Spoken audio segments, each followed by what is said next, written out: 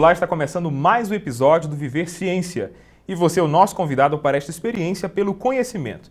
No programa de hoje vamos falar sobre uma pesquisa da UFG que pode ajudar a identificar falhas nas linhas de transmissão de energia elétrica, com a utilização de veículos aéreos não tripulados.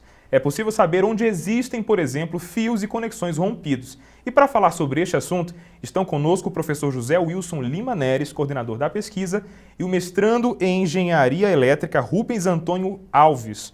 Prazer recebê-los aqui. Prazer. Seja bem-vindo, professor. Prazer. Obrigado por ter aceitado o nosso convite aí. Eu que agradeço. Ok. Mas vamos saber mais, sobre aeronaves não tripuladas e entender como elas podem ser usadas na prevenção e correção de problemas na fiação elétrica. O veículo aéreo não tripulado, conhecido como VANT, é uma espécie de aeronave que funciona sem a atuação de um piloto. Através de uma placa controladora, o VANT recebe as coordenadas de voo. Por isso, é, de certa forma, um veículo autônomo. Esse VANT nós vamos ter dois modelos. Os dois modelos são para manutenção de linha de transmissão da CELG, da concessionária de energia CELG. Nós temos um modelo que a gente chama de asa fixa, que é o avião propriamente dito, que deve carregar uma câmera de vídeo e deve ser usado na manutenção corretiva. Quando houver algum problema do tipo queda de estrutura, rompimento de cabo, ele vai ser usado para identificar, para localizar mais rapidamente esse ponto de ruptura. Sendo um veículo autônomo, o VANT precisa de coordenadas antes de decolar. E isto será feito em uma central que controla o voo e indica o percurso da operação. O sistema ele vai ser autônomo de forma que você programe uma rota e o controlador opere sozinho e leve o veículo aos pontos pré-determinados.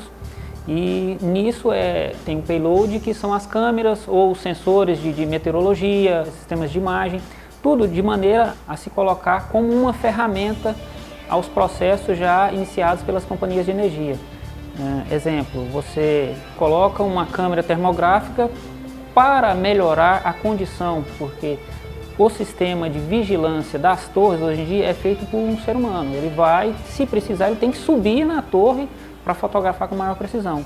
E isso demanda um tempo muito grande e uma equipe muito grande. No mercado existem aeromodelos de vários tipos, mas o VANT produzido pela UFG é bem mais complexo. O VANT, a sigla é Veículo Aéreo Não Tripulado, que é exatamente um avião que voa sem piloto. Então ele tem uma placa controladora e essa placa você coloca as coordenadas, o caminho que você quer que o avião siga e ele segue aquele caminho sem a ajuda de ninguém. Ele voa de forma autônoma. E vamos começar o nosso bate-papo aqui no estúdio. A gente vai começar então a falar a respeito deste assunto, desta importância. Eu queria saber do senhor, professor, qual é a relevância da pesquisa bibliográfica como metodologia para este projeto? Na verdade, a pesquisa bibliográfica ela é fundamental na hora de montar o projeto, porque nós precisamos saber o que os outros pesquisadores estão fazendo sobre o assunto, para poder apresentar algo de novo na pesquisa. E é também importante durante os primeiros meses de pesquisa, para orientar a equipe nos procedimentos do nosso trabalho. Rubens, como é então o treinamento da equipe, que é responsável por manusear esse VANT, dito VANT, que é a sigla que vocês utilizam? O treinamento da equipe se dá em duas fases. A equipe de desenvolvimento, em um primeiro momento é treinado as pessoas para que pilotem um aeromodelo de forma independente, sem nenhum tipo de controle, e para que haja a pesquisa e o salvamento dos equipamentos caso haja alguma falha no decorrer do desenvolvimento. Já na última fase, já na fase da entrega, é que vai ocorrer o treinamento de pessoal para operação, que daí sim já é um treinamento mais sutil mesmo, porque o controle tem que ser capaz de administrar qualquer falha do sistema e do operador. Nosso bate-papo está só começando, viu? Participe do Viver Ciência, envie uma mensagem para o nosso e-mail, ou Twitter, Facebook e acesse a nossa página na internet. Vamos para um rápido intervalo, voltamos para saber as vantagens da utilização dos VANTs na manutenção da rede elétrica. A ciência ela é viva quando ela ajuda a melhorar a questão da medicina. Temos visto assim, muito resultado em questão de desenvolvimento para que as pessoas sejam curadas. Então eu acho que a ciência, neste momento, ela é viva e ela é importante para nós, seres humanos.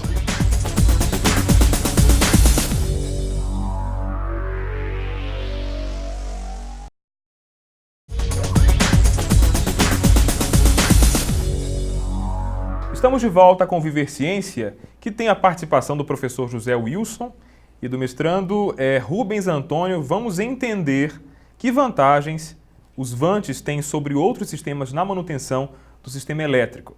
Trabalhar com energia elétrica requer atenção e recursos técnicos. Profissionais desta área necessitam de capacitação à altura para exercerem a atividade. A manutenção depende de equipes que dão cobertura à área urbana e às rodovias que ligam os municípios. Os procedimentos para inspeção dessas linhas, eles são diferenciados. Obviamente, as linhas de alta tensão, elas exigem maior precisão e maior cuidado, até pelo volume de potência que elas transmitem, que elas fazem chegar até as nossas instalações de rebaixamento. No caso, essas linhas de alta tensão, elas recebem as visitas periódicas de equipes que fazem o levantamento das condições das cadeias de isoladores, dos pontos de conexão e da situação dos cabos, tanto dos condutores quanto dos cabos para-raios. A CELG já firmou parceria com a Escola de Engenharia da UFG.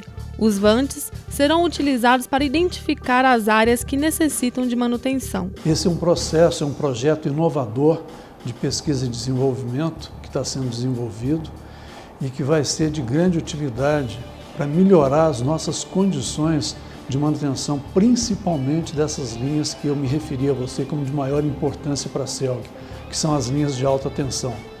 Esses veículos aéreos não tripulados, que são com duas características, um com asa fixa e outro com asa móvel, eles vão permitir maior precisão e melhor resposta nas manutenções preventivas das linhas de alta tensão. O vante tem muitas vantagens. A principal é o custo-benefício. Primeiramente, na programação melhor das nossas manutenções. Nós poderemos deslocar contingentes não tão numerosos para fazer recuperações das linhas de transmissão com a situação desses veículos aéreos não tripulados, vez que, através da detecção de problemas de pontos quentes ou de problemas em cadeias de isoladores ou cabos que estejam rompidos, você não tem necessidade de colocar um contingente humano e de equipamentos maior do que aquele requisitado para o problema específico que foi detectado pelo vante. Diminui riscos e muito e demanda aumenta bastante a qualidade das imagens, porque eu posso focar bem próximo e o tempo, né? O que eu percorreria em 20 dias, uma linha de 100 km, eu posso passar a percorrer ela em 3, 4. E a gente continua com o nosso bate-papo. Professor, quais são as dificuldades, dos pesquisadores na transição entre os testes feitos em laboratório para os testes feitos em campo? Bom, nós temos, em laboratório, nós usamos simuladores, tá, que são usados tanto no treinamento das pessoas, quanto também na verificação das respostas da placa controladora. Porque nessa primeira etapa, o nosso projeto é construir uma placa que seria o piloto automático para o avião. Tá? Então, o simulador de voo, a placa vai ser usada para atuar sobre o simulador de voo e também é um simulador usado para treinamento do pessoal, de forma que quando a gente for para o campo, a gente já sabe o que esperar nos testes de campo. Agora eu queria entender melhor como funciona o tratamento dessas imagens. Que o vante garante essas imagens, ele garante que sejam fiéis à realidade que está estabelecida na rede elétrica? Como é que funciona isso?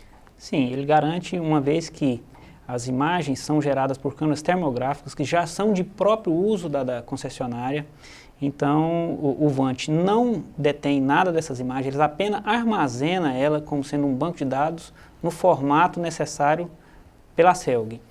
Então, assim, o projeto em si, ele visa a construção do controle como uma ferramenta, não da pesquisa em relação a defeitos. Isso é tomado como decisão pela própria concessionária. Então, na verdade, ele é um canal para que essas imagens sejam analisadas, isso. né? Ele é uma ferramenta.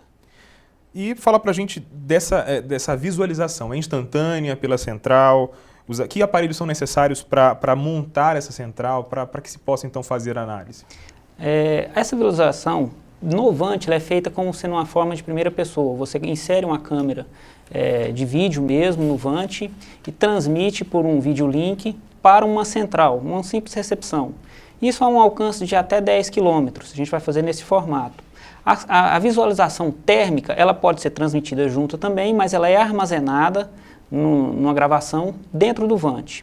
Após esses 10 quilômetros, que na perspectiva a gente pode alcançar até 150 quilômetros, você tem um monitoramento apenas dos dados da posição e as filmagens são todas armazenadas internas ao Vant. Professor, eu queria saber da participação dessa parceria com a Agência Nacional de Energia Elétrica e da CELG na pesquisa. Como é que acontece essa relação? Assim, existe uma lei federal que obriga as concessionárias a investir, né, a aplicar em pesquisa e desenvolvimento 0,5% do faturamento líquido da empresa em pesquisa. E a ANEEL é a que coordena essa aplicação, é a que monitora, que aprova, digamos assim, autoriza a execução dos projetos, né? Então, no nosso caso, nós apresentamos em 2010 esse projeto para a CELG encaminhou para a ANEEL autorizou a execução dos projetos, e é claro, para poder executar o projeto, a gente precisa de uma parte burocrática para executar. Mas uma vez autorizada, a gente começou a execução do projeto. E o papel da FUNAP nisso aí?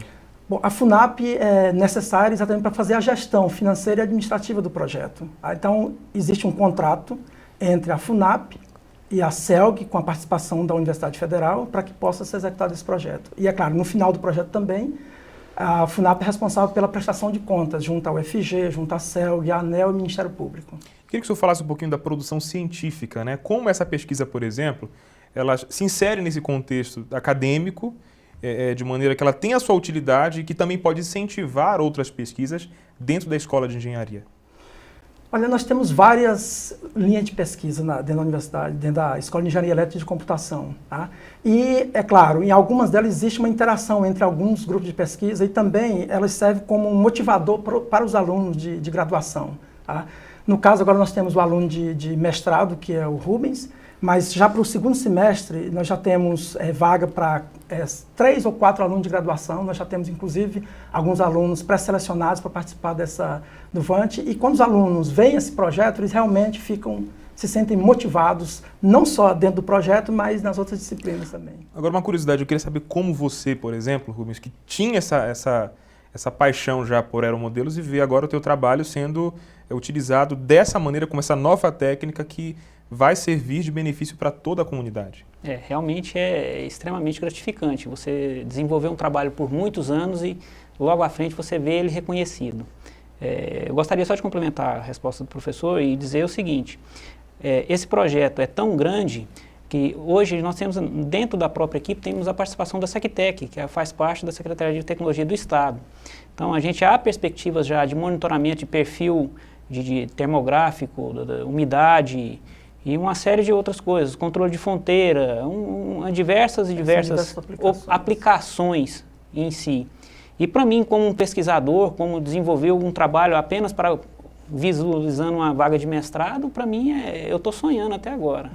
Você brinca dentro do laboratório. Eu não trabalhei até hoje. Desculpa eu não sei falar o que é isso, mas você brinca dentro de um laboratório, eu brinco, né? Eu realmente sou privilegiado, porque se a diferença do homem para a criança é só o valor do brinquedo, eu não sei o que é o custo. Então, falando ainda dessa questão de como funciona, né, o Vant, nós vimos ainda há pouco nas imagens, mas fala para a gente a diferença entre o asa móvel e o asa fixa, é uma curiosidade mesmo. Isso é apenas um termo relacionado à didática do projeto. O asa móvel seria um helicóptero, que vem da sustentação, vem de uma asa que se movimenta. E o avião em si é a asa que o sustenta, só que ela é fixa no corpo do avião. Então daí vem essa diferenciação desse termo, mas apenas nisso. Daqui a pouquinho a gente continua, viu? Viver Ciência volta daqui a pouco. Depois do intervalo, o público e especialistas vão fazer perguntas aos nossos entrevistados, professor José Wilson e o mestrando também, o Rubens Antônio. Continue com a gente, não saia daí.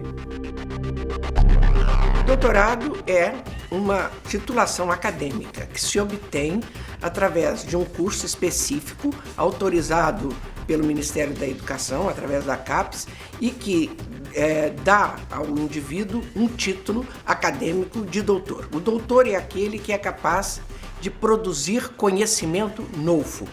E este conhecimento é avaliado numa banca de pelo menos 5 outros doutores que vão dizer se aquele indivíduo tem condições de ser um chefe de pesquisa ou tem condições de conduzir sozinho suas pesquisas acadêmicas.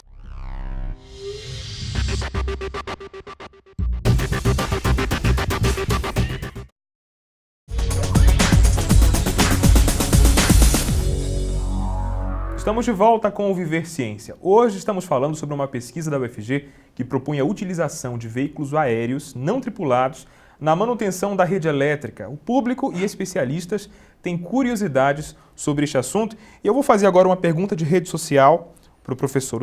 Inclusive, o internauta ele comenta um pouquinho, é o Tiago Moreira, engenheiro eletricista, supervisor de engenharia, pergunta: o ser humano é dotado de inteligência, por consequência é capaz de realizar interpretações, análise e tomada de decisões sobre diferentes condições físicas, climáticas e outras também. O robô móvel será capaz de apresentar a mesma ou superior confiabilidade de sistema mecânico de movimentação e confiabilidade de sistema de inspeção, de sistema de controle e correção de falhas na linha?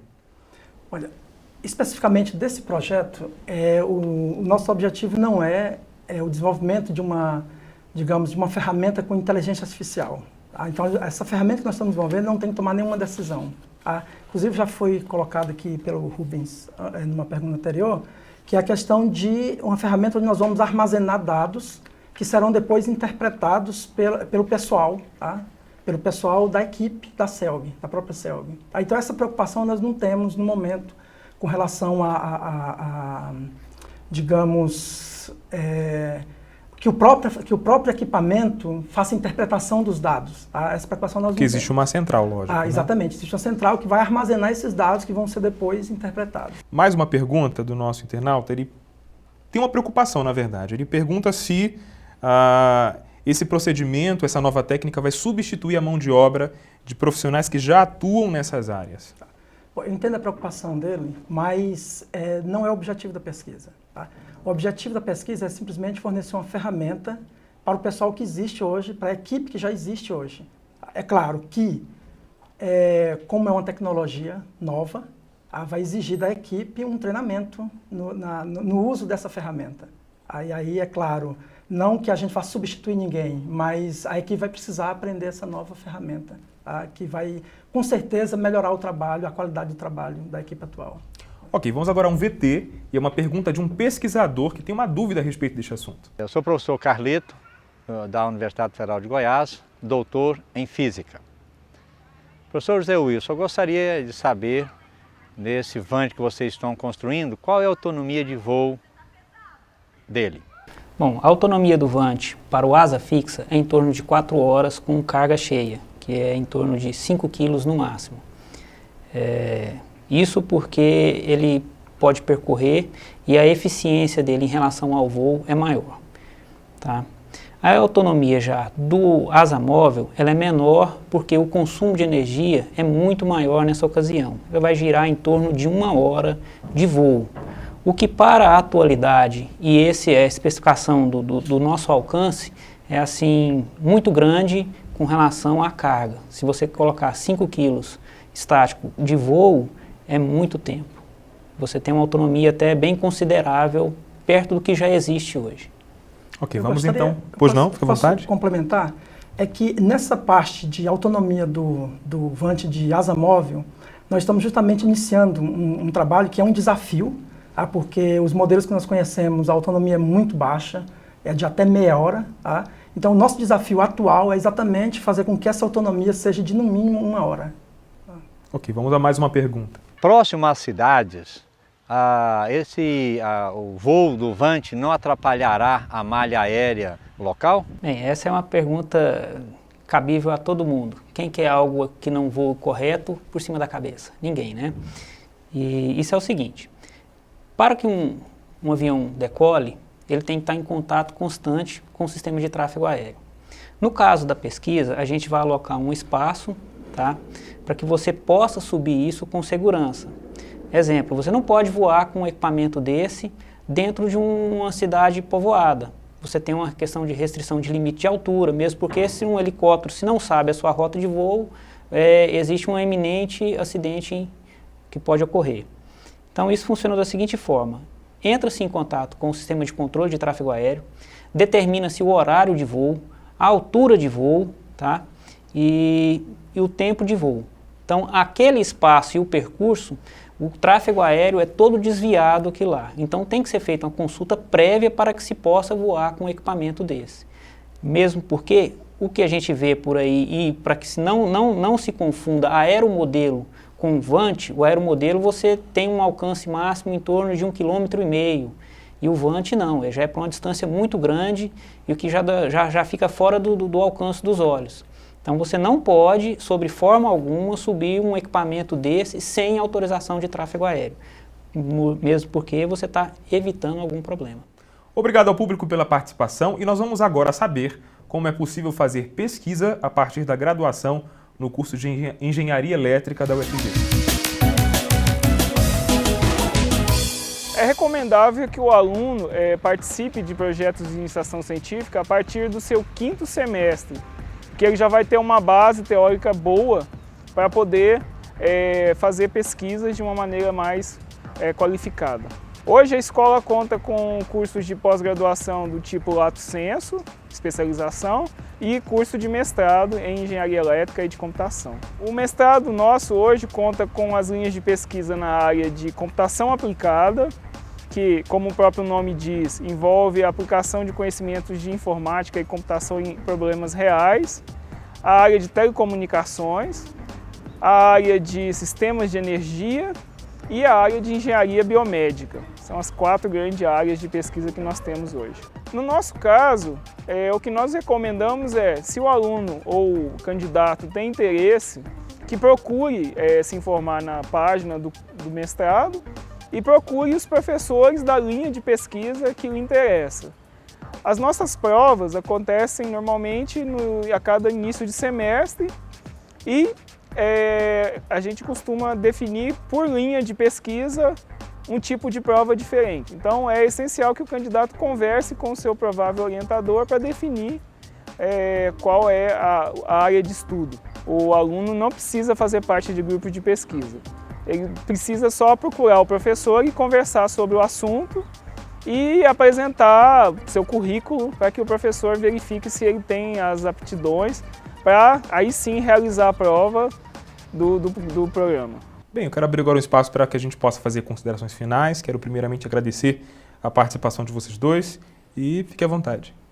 Gostaria de agradecer a toda a equipe, muito obrigado até mesmo por divulgar esse projeto, que vejo também que é um sonho de vários pesquisadores se encontrar na condição que estou hoje. Dizer que tudo que a gente faz é com carinho, com muita determinação, que todo o sistema que a gente está construindo é com muita segurança, a gente não visa desalocar nenhum sistema de trabalho, mesmo porque isso é só uma ferramenta de complemento do que já se existe hoje, tá? E a gente está aberto a toda e qualquer nova possibilidade que venha agregar o VANT como ferramenta. Estamos lá de portas abertas, tanto para ensinar quanto para aprender. Professor, obrigado pela participação. Eu que agradeço, é uma oportunidade única estar aqui com vocês para divulgar esse projeto. Tá? Esse projeto ele nasceu de um trabalho de conclusão de curso do Rubens, lá na Faculdade Objetivo. Aí eu fiz parte da banca junto com o professor Antônio Marcos. A partir daquele projeto, eu vi o potencial daquele projeto e procuramos a SecTech, que também deu apoio a esse projeto e faz parte do projeto também. Tá? E, é claro, a CELG aceitou financiar o projeto. Tem a equipe da CELG, nós temos a nossa equipe é formada principalmente por pessoal da Escola de Engenharia Elétrica, Mecânica e Computação, então nós temos professores da mecânica, professores da elétrica, professores da computação, aluno de mestrado, temos aluno de graduação e o pessoal da CELG. Tá? Então, assim, é um projeto que eu percebi que é extremamente motivador, principalmente para os alunos de graduação. Tá? Os alunos veem e se empolgam e isso motiva os alunos a procurarem, né, também fazer um curso de mestrado, não necessariamente nessa área, mas fazer um curso de mestrado em uma outra pesquisa dentro da Escola de Engenharia Elétrica e de Computação. Isso é muito bom. E este foi o Viver Ciência. No próximo programa vamos fazer mais descobertas e entender como o saber científico está ao nosso alcance. Continue assistindo a programação da TV UFG e até a próxima semana.